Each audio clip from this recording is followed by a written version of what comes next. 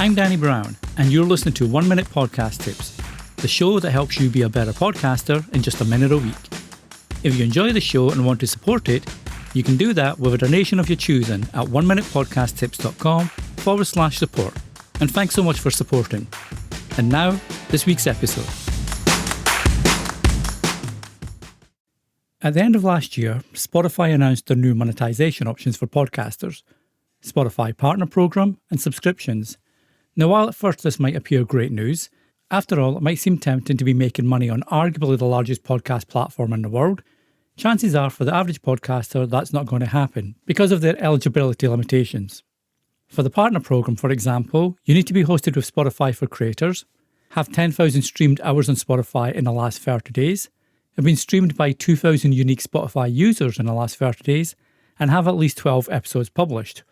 Now, the first and last bullet points aren't deal breakers as such, but the main two, the 10,000 hours and 2,000 unique Spotify users in the last 30 days, definitely could be and probably are for several reasons.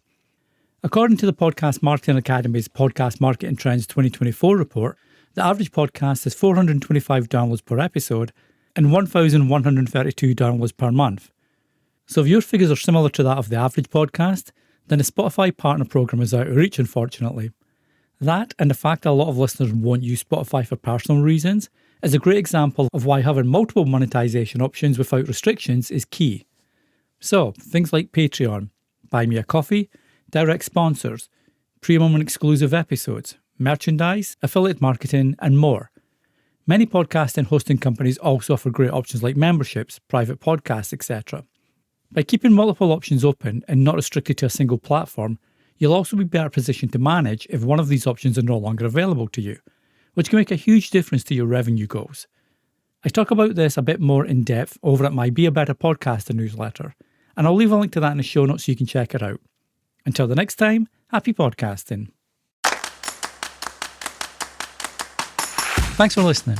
If you enjoy 1 Minute Podcast Tips, be sure to share with your friends and other podcasters so they can enjoy it too. Until the next time, happy podcasting.